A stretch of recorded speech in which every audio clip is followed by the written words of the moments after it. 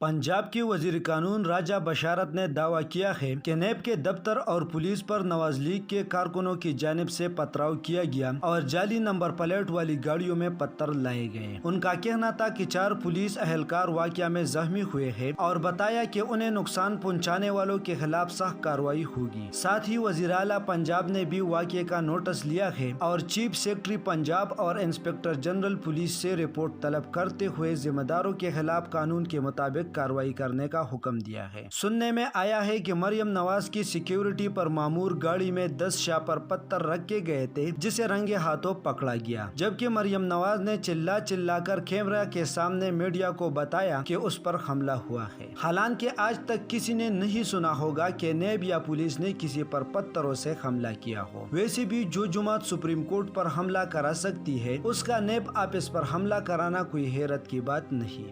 مریم نواز کا کہنا تھا کہ جب وہ نیب کے دفتر پہنچی تو انہیں معلوم نہیں تھا کہ دوسری جانب لوگوں کا ایک سمندر ہے۔ انہوں نے بتایا کہ ان کے کار کے شیشے پر پتھر لگنے سے بہت بڑی دراڑ پڑ گئی اور گاڑی کی چھت پر پتہ نہیں کہاں سے پتھر آئے۔ حالانکہ اس واقعے سے کئی روز قبل سوشل میڈیا پر باقاعدہ ٹرینڈز چلائے گئے کہ چلو نیب چلو۔ حیرت صرف اس بات پہ ہے کہ ان کرپٹ لوگوں کے وفادار نوکر میڈیا میں بیٹھ کر ان کی کرپشن اور غنڈہ گردی کا بھی دفاع کرتے ہیں۔ پاکستان کو ان چوروں نے باپ کی جاگیر سمجھ رکھا ہے اور عوام کو حقیقی معنوں میں غلام اور بھیڑ بکریاں سمجھ رکھا ہے۔ پاکستانیوں ہوش کے ناخن لو، کب تک ان کے نسل در نسل غلام بن کر رہو گے؟ میں ان پٹواریوں سے پوچھنا چاہتا ہوں کہ آپ کی بھی کیا منحوس قیادت ہے؟ خود مجرم اور پیشی کے لیے بھی عوام کی خون سے نچوڑی ہوئی کاریں استعمال کر رہی ہے اور جاہل عوام گرمی میں ایک پراؤڈ عورت کا استقبال کر رہی ہے۔ اس کے علاوہ وزیر اطلاعات پنجاب فیاض الحسن چوہان نے ایک نجی چینل سے گفتگو میں یہ سوال اٹھایا کہ پولیس پتھراؤ کیوں کرے گی۔ ان کا کہنا تھا کہ پولیس آنسو گیس چلا سکتی ہے اور لاٹھی چارج کر سکتی ہے اور دعویٰ کیا کہ یہ پتھراؤ نون لیگ کی جانب سے پیشی میں رکاوٹ ڈالنے کے لیے کیا گیا۔ اگر یہ کسی ترقی یافتہ ملک کے تعلیم یافتہ عوام ہوتی تو اپنی لیڈرشپ پر لعن طعن کرتی جو اس زمین پر پائے جانے والے ہر قسم کے جرم میں ملوث پائے گئے ہیں۔ سب سے مضحکہ خیز بات تو یہ ہے کہ یہ زرخرید غلام مریم نواز کو بھی قوم کی بیٹی کہتے ہیں۔ ایک بار پھر میں نون لیگیوں سے پوچھنا چاہتا ہوں، اس عظیم چور کے عظیم ڈرامہ باز اور چال باز بیٹی کا کوئی کارنامہ بتاؤ جو اس کو پاکستان کی عظیم بیٹی بولا ہے۔ ہر محاذ پہ پاکستان کو بدنام کرنے کی کوشش کرنے والوں کے ساتھ ایسے القابات اور خطابات لکھنے سے پہلے کچھ سوچا کرو۔ اس موقع پر بھی جو ڈرامہ رچایا گیا اس کا اسکرپٹ پہلے ہی لیک ہو چکا تھا اور سوشل میڈیا پر یہ افواہ گرم تھی کہ عظیم چور کی بیٹی اپنی ایئر کنڈیشن گاڑی کے اندر سے ہاتھ ہلائے گی اور عظیم بدھو کارکن باہر شدید گرمی میں کچل ہوں گے۔ ایسی مثالیں صرف پاکستان ہی میں مل سکتی ہے جو چوروں کے دفاع کی خاطر خود کو خون میں لت پت کروا دے اور مزید میڈیا کی توجہ حاصل کرنے کے لیے خود ہی اپنی گاڑی کا شیشہ توڑوا دیا، یعنی ایک بلٹ پروف گاڑی کا شیشہ پتھر سے ٹوٹ گیا۔ قربان جو ان پٹوارن پہ کتنی بے شرمی سے اپنے سپورٹرز کو بیوقوف بنا رہی ہے۔ لیکن جو بھی تھا، نانی اماں اپنے ڈرامے میں مکمل طور پر کامیاب ہو گئی۔ مریم نواز کے ساتھ آنے والی گاڑیوں میں پتھر بھر کر لائے گئے اور بغیر نئے پیش ہوئے واپس روانہ ہو گئی اور اوپر سے بڑھ کے مار رہی تھی کہ مجھے نیب نے بلایا ہے مگر اندر آنے نہیں دے رہے، لہٰذا میں یہ جواب دیے بغیر اب واپس نہیں جاؤں گی۔ مگر یہاں پر نانی اماں سے ٹیکنیکل غلطی ہو گئی کیونکہ نیب آفس کے اندر صرف ملزم جا سکتا ہے، اس کے ساتھ لائے گئے کرائے کے گلو بٹوں کو اندر جانے کی اجازت نہیں ہوتی، جبکہ مریم نواز کی خواہش تھی کہ اس کے غنڈے بھی نیب آفس کے اندر اس کے ساتھ داخل ہو تاکہ اندر بھی توڑ پھوڑ کر سکے۔ اور اب سوشل میڈیا پر بھی کچھ لوگ مریم نواز کی غنڈہ گردی کے بعد بھی ان کا دفاع کرتے دکھائی دیتے ہیں۔ کتنے جاہل اور بدقسمت، عقل کے مارے، ذہنی غلامی کا نمونہ، جینیٹیکلی غلامی سوچ کے مالک ہے۔ تمہیں لوگوں کو لوٹا بھی گیا اور نعرے جلوس پولیس سے مار بھی تمہیں لوگ کر رہے ہو۔ واہ کیا قسمت پائی ہے اس غلامی کے ٹائکون مخلوق نے اور کیا ذلت ان کا مقدر ہے۔ میں انہی لوگوں سے پوچھتا ہوں کہ اگر یہ لوگ یعنی کہ تمہارے آقا کرپٹ نہیں تو کس نے لوٹا ہے پاکستان کو؟ किस ने ये अरबों डॉलर के कर्जे पाकिस्तान पर चढ़ाए, जिनका पैदा तो पाकिस्तान को ना हो सका, लेकिन हमें ताहयात जलालत और शर्मिंदगी से दो चार कर दिया गया। कल ही शाहिद हक्कान अब्बासी टीवी पर बैठकर फरमा रहे थे कि उन्होंने यानी नवाज शरीफ और उसकी पार्टी ने आसिफ जरदारी को करप्ट कहकर बहुत बड़ी गलती की है। हालांकि तीनों मरतबा नून लीग ने जरदारी को चोर कहकर आवाम से वोट हासिल किया। अब इतनी भी हया नहीं कि कौम से बाकायदा तौर पर माफी मांग ले। अगर उनके मंतिक को एक लम्हे के लिए मान भी लिया जाए, जैसा कि ये बार बार कहते हैं कि जरदारी टोला भी पाक है और नून लीग भी दूध की दुली है, काब लीग भी पुत्र है, डिक्टेटर भी कौम के फायदे सोचते रहे, तो कौन लूट के खा गया इस मुल्क को। इन तमाम सियासतदानों डिक्टेटर्स की जायदादें बिजनेस तो दिन दुगनी तरक्की करते 7 बर्रे-ए-आज़म तक फैल चुका, तो मुल्क क्यों पीछे से पीछे तर की जानिब गामजन है। सभी पुत्र आसमान से उतरे परिश्ते है, तो मुल्क कैसे गरीब हुआ।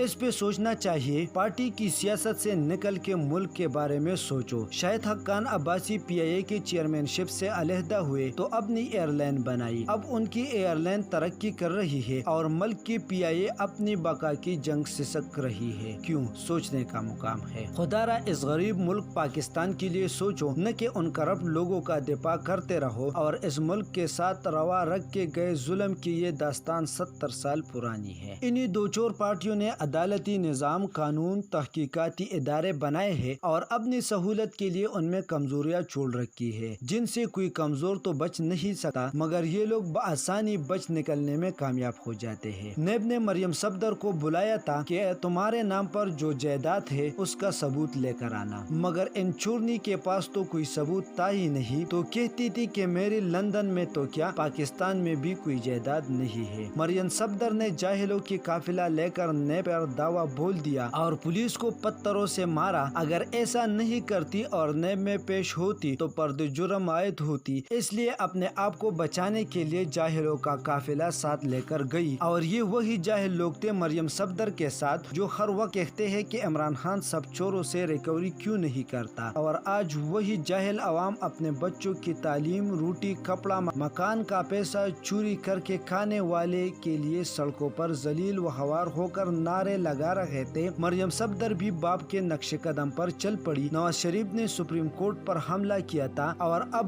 बीटी ने नेब पर हमला किया। कौमी एहतिसाब ब्यूरो यानी कि नेब के सरबराह जस्टिस रिटायर्ड जावेद इकबाल ने भी अपने ओहदे का चार्ज संभालने के बाद मुल्क में एहतिसाब के अमल को तेज बनाने समेत माजी में सुस्त रवि का शिकार हो जाने वाले मुकदमात को जल्द अज जल्द निपटाने की यकीन दहानी करवाई। नेब की जानिब से गुज़श्ता 2 बरसों के दौरान दर्जनों बरसों पुराने मुकदमात पर दोबारा से कार्रवाई का आगाज इस वादे के साथ किया गया कि इन केसेस को बहुत जल्द उनके मंतकी अंजाम तक पहुंचाया जाएगा। ताहम इन सब वादों, ऐलानात और यकीन दहानियों के बावजूद बहुत से ऐसे पुराने मुकदमात पर जिन पर कार्रवाई इंतहाई सुस्त रवि का शिकार है। मैं आपको मरियम नवाज पर चढ़ने वाले एक केस का अहवाल बताता हूँ ताकि आपको अंदाजा हो कि ये लोग किस तरीके से मुल्की इदारों के साथ आंख मचूली खेलते हैं। नवाज शरीफ ने 4.8 मिलियन डॉलर की रकम लंदन जायदाद खरीदने के लिए लोटा रॉयल एस्टेट को भेजी। इस सौदे को 2 माह बाद मनसूख कर दिया गया और लोटा को कहा गया कि वो रकम को लंदन की बजाय पाकिस्तान वापस भेजे। लोटा ने ये रकम चौधरी शुगर मिल्स के अकाउंट में वापस भेज दी। देखने में ऐसा लग रहा था जैसे ये रकम नासिर लोटा की तरफ से चौधरी शुगर मिल्स को भेजी गई, लेकिन दर हकीकत ये रकम नवाज शरीफ को वापस भेजी गई। यहाँ से फ्रॉड का आगाज होता है। नवाज शरीफ और उनके साथियों ने नासिर लोटा के मुतालिक जाली पेपर और डॉक्यूमेंट्स बनवाए। उन्होंने ऐसे जाहिर किया जैसे नासिर लोटा चौधरी शुगर मिल में हिस्सा खरीद रहा। इसी असना में नासिर लोटा को इस बात का कोई आइडिया नहीं था कि पाकिस्तान में उसके नाम पर क्या हो रहा है। हसस जाली दस्तावेजात के जरिए नासिर लोटा को मुंतकिल कर दिए जाते हैं। उसके बाद ये हिस्स मरियम नवाज को ट्रांसफर कर दिए जाते हैं। ऐसे जाहिर किया जाता है कि मरियम नवाज ने हसस लोटा से खरीदे, लेकिन मरियम नवाज ने एक डेला भी लोटा को नहीं दिया और हसस ट्रांसफर हो गए। नेब ने इस